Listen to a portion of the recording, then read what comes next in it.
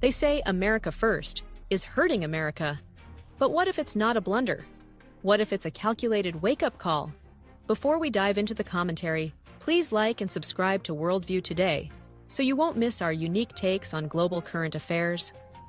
Across newsrooms and boardrooms in Europe and Canada, a single narrative is echoing louder than ever.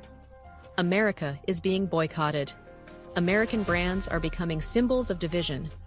Consumers are rejecting Made in USA labels, not because of quality, but because of politics. And behind this narrative lies one central villain, America First, the controversial doctrine championed by Donald Trump. But pause for a moment. Are we truly witnessing the decline of America's global influence, or are we simply seeing the world react, sometimes irrationally, to a long overdue correction? Is the quiet boycott really damaging the U.S. economy, or is it a temporary emotional reaction from consumers, conditioned by years of media narratives, political groupthink, and the convenient luxury of American generosity? Let's set the record straight. America First was never about isolation. It was a strategic rebellion, an attempt to deconstruct trade frameworks that have, for decades, quietly bound America's hands while lifting others. The problem isn't that the world is turning away. The problem is that it became too comfortable relying on the U.S. to subsidize a global trading order that was never truly reciprocal. Canada and Europe now speak of boycotting American goods. Fine. Let's ask a simple question. Who benefited more from open trade over the last 30 years? Canada, under NAFTA, enjoyed a significant trade surplus with the U.S., exporting over $36,000 million in goods annually, while importing only around $300,000 million. In 2022, the U.S. imported over $600,000 million from the EU, but exported less than $500,000 million in return. Those are not just numbers. They are snapshots of an imbalanced system, the kind of imbalance America First was designed to confront. The global backlash, as dramatic as it seems, must be viewed with skepticism.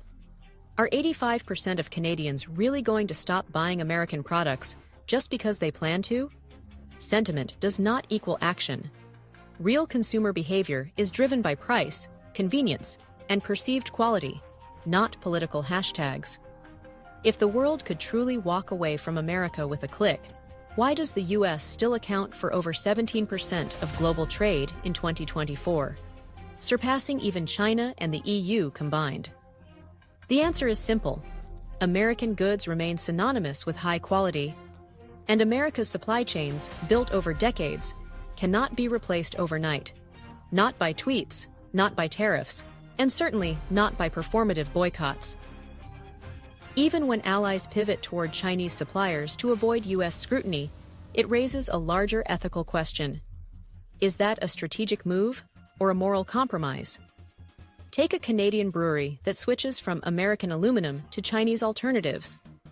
Is that truly a political statement or just a cheaper invoice?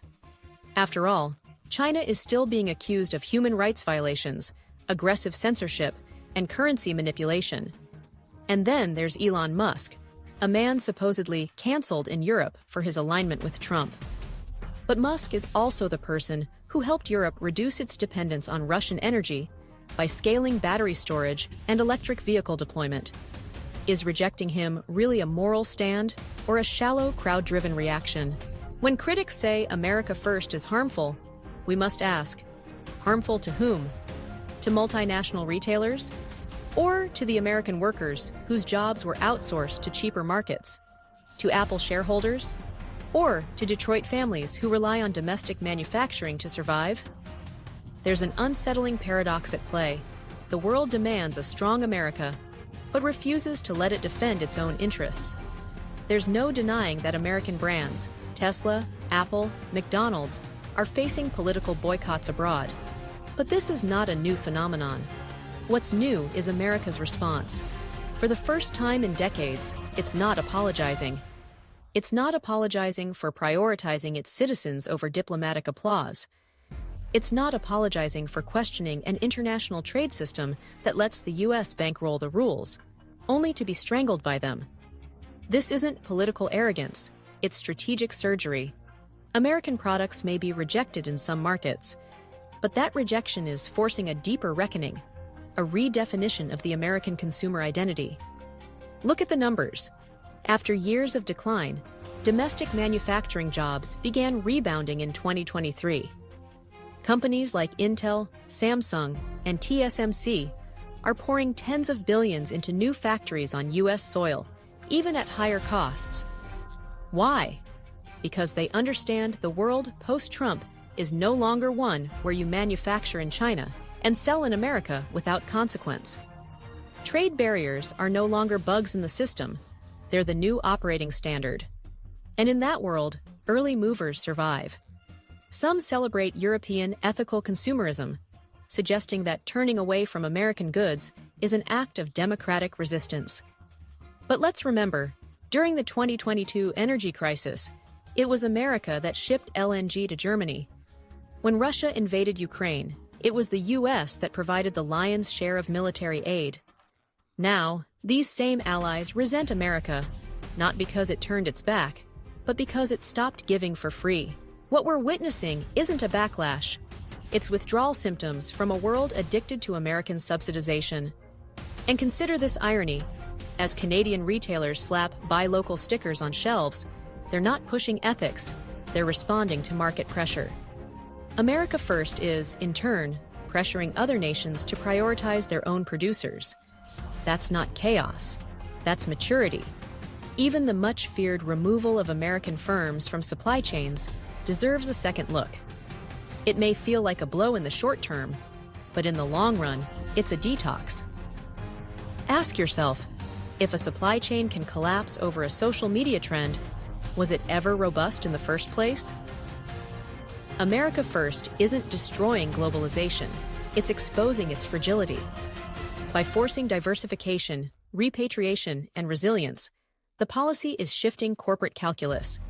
When Canadian companies like Tin House Brewery stop buying American aluminum, it doesn't destroy American industry. It prompts U.S. firms to rethink dependencies, to insulate themselves from political tantrums and digital witch hunts. What's dismissed as arrogance is actually infrastructure building. Just look at the numbers. U.S. domestic manufacturing grew 3.1% in Q1 2025, the highest since 2018. FDI into American semiconductor, energy, and high-tech sectors jumped by over $24,000 million in 2 years. The U.S. is now the world's top destination for reshoring investments. Is that the result of a failed policy or a global reset? While Western headlines lament America's isolation, Asia is capitalizing. Japan, India, and Vietnam are gaining from multinationals fleeing China, rebalancing risk in a new trade era. In truth, America First isn't unraveling the world, it's redrawing the map. And this time, America is holding the pen. Critics call America First a self-inflicted wound, claiming that tariffs on China backfired and that the world is retaliating. But what if that reaction is exactly what Washington anticipated? Look closely. The Trump administration's withdrawal from trade deals like TPP, NAFTA, in its original form, and the Paris Climate Accord wasn't petulance. It was a strategic detonation. Pull one wire, and the whole web of dependencies starts to shake. When the U.S. stopped playing the role of global underwriter, allies suddenly realized how tightly they were entangled with American systems. And the truth was laid bare. Over 80% of international trade is still settled in U.S. dollars, controlled by American financial institutions. Nearly 60% of global cloud services are hosted on U.S. platforms like Amazon Web Services and Microsoft Azure. Core technologies from Apple, Qualcomm, and NVIDIA underpin electronic ecosystems from Northern Europe to Southeast Asia. So when social media activists call for boycotting American goods, the real question is, who ends up paying? Paradoxically, it's often the very economies trying to decouple from the U.S. that suffer the most. Consider Tesla, allegedly shunned by European consumers because of Elon Musk's political leanings. But what are the alternatives? Chinese EVs like BYD, vehicles whose software, telemetry, and user data are piped back to Shenzhen. When consumption becomes political theater, people think they're resisting U.S. dominance. In truth, they're surrendering data sovereignty and strategic autonomy to less transparent regimes. Apple, another frequent target of soft boycotts, provides a compelling example. Every iPhone sold in France, Germany, or Canada doesn't just represent U.S. innovation. It's the final node in a supply chain that stretches from Vietnam to India, through logistics hubs and coding labs in California. Boycott Apple, and you're not just hurting Cupertino. You're disrupting subcontractors in Southeast Asia, severing developer contracts, and shaking a global digital ecosystem. The world cannot boycott America without boycotting itself. Much has been made of small U.S. businesses losing contracts simply for being American. But let's ask, since when did a company's national origin become a liability? If geopolitics now dictates which logos make it onto shelves, then this isn't a U.S. policy problem. It's the slow unraveling of the post-World War II free trade consensus, the one America paid to build. Among the loudest accusations is that politics has invaded the shopping cart, that every purchase has become a protest. But if individual freedom still matters, then the right to choose a product shouldn't be held hostage by trending hashtags or ideological loyalty tests. The market is supposed to be a space of rational choice, not a battlefield for tribal vendettas. And America First, at its core, doesn't ask anyone to boycott. It simply demands that America stop being exploited. So let's flip the question. Who's really undermining global trade? The country trying to level the field, or the media ecosystems turning every tariff into a moral apocalypse? This is no longer about steel or semiconductors. It's about values. After decades of being the world's default donor, America is renegotiating its place in the value chain. And curiously, the successors to Trump, including President Joe Biden, have not reversed the core tariffs. They've expanded them. They've poured hundreds of billions into domestic chip manufacturing, EV subsidies, and Made in America procurement mandates. That's not betrayal of globalism. It's a bipartisan acknowledgement that Trump, controversial as he may be, was right about one thing. America had been giving too much, too freely. Some lament that the U.S. is losing friends. But what kind of friendship evaporates the moment financial support is reduced? Canada is often portrayed as the innocent bystander, caught in the crossfire of Trump's trade wars. Yet few mention that Canada once slapped a 297% tariff on American dairy imports, even while demanding open access for its own timber and oil exports. The EU, self-proclaimed defender of liberal trade, maintains a 10% tariff on U.S. cars. The U.S., by contrast, charges just 2.5% on European vehicles. So when Washington calls for parity, what does it get in return? Not dialogue? Boycotts. And still, despite this cold reception, America's brand remains astonishingly resilient. The Nasdaq continues to lead global equity markets. Venture capital in Silicon Valley attracts over $15,000 million annually, more than all of Europe combined. Global crises, from pandemics to wars, drive investors toward the U.S. dollar, treasuries, and gold vaults in New York. If the American brand was truly collapsing, why is the world still banking on it? The truth most critics avoid is this: the world's core trust in American systems has not vanished. It's just become more transactional. And perhaps that's a healthier baseline for global commerce, one not dependent on unconditional American generosity. America First doesn't destroy America's brand. It clarifies it. It separates authentic value, engineering, innovation, institutional reliability, from the fluff of international goodwill earned through endless concessions. And this is what unsettles many governments. America is no longer playing the generous patriarch. They say consumers are turning away. But look at the counter-trend. American workers, the forgotten backbone of the industrial economy, are returning to relevance. For decades, globalization empowered elites, but hollowed out middle-class jobs. Factories closed, wages stagnated, entire towns faded into ghost zones. America First is not a threat to the world. It's a promise to the American people that this time they won't be left behind. Even as new apps emerge to help shoppers avoid American goods, the underlying numbers don't lie. Apple is expanding in India and Vietnam.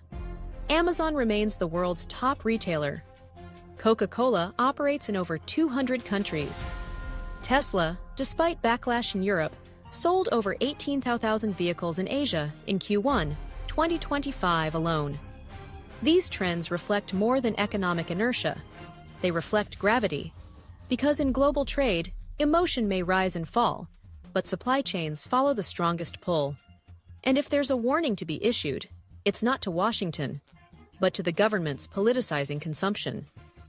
When patriotism becomes a marketing gimmick, protectionism boomerangs. You boycott American goods today. Tomorrow, someone boycotts yours. And when every nation plays the morality game, there are no winners, only broken markets. There's a strange paradox in all this. People don't hate American products. They hate American power. And it's not poor quality that fuels the rage. It's that America stopped being nice. The old America funded NATO, absorbed global exports, and kept doors open to developing economies without asking much in return. The new America asks, why should we keep importing $12,000 million in goods from China every month, while our own workers sit idle? Why should we pay for Europe's defense while being locked out of their agriculture markets? Why must American patients pay sky-high drug prices while other nations cap prices through socialized systems? These were questions no U.S. leader dared pose publicly. Until Trump, and in quieter tones, his successors, made them central to trade policy. They say America is isolated. But trace the money. FDI flows into the U.S. remain strong. Core tech is still American. New trade deals like the USMCA have rebalanced North American commerce to favor U.S. labor. And those allegedly distancing themselves from the U.S., they still depend on it. Canada sends 73% of its exports to the U.S. The EU relies on U.S. big tech for cybersecurity and data infrastructure. Japan and South Korea depend on U.S. military presence in Asia to counterbalance China. So again, who needs whom? Geoeconomically, America First is not an outburst. It's the first step in a strategic cycle toward a global market that can't exploit a passive superpower anymore. The world won't fall apart because America demands fairness.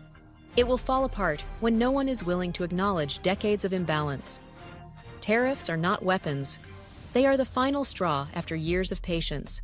And if the global response is indignation, then maybe, just maybe, America finally touched a nerve. Many headlines obsess over Tesla's decline in Europe, fluctuating stock prices, and the so-called anti-American sentiment sweeping through digital platforms.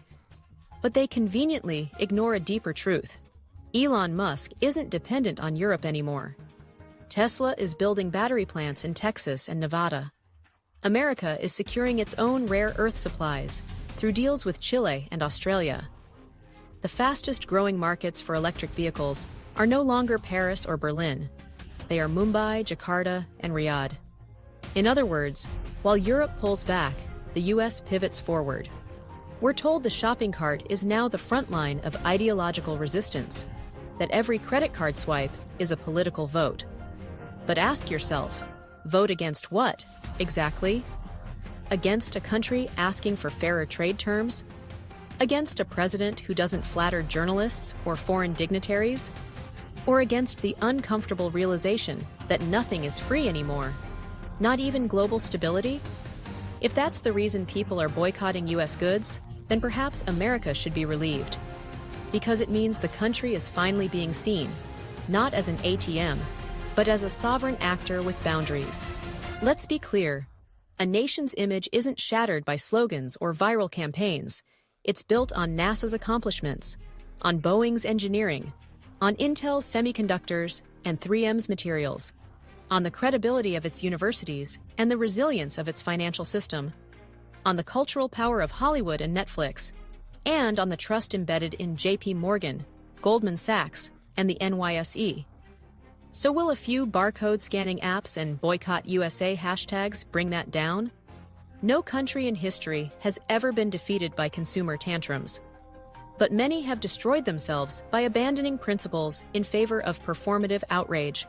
If America first makes America hated, then ask yourself, was America ever truly loved or merely tolerated for its generosity? Maybe the world is upset not because America has changed, but because it stopped sacrificing itself.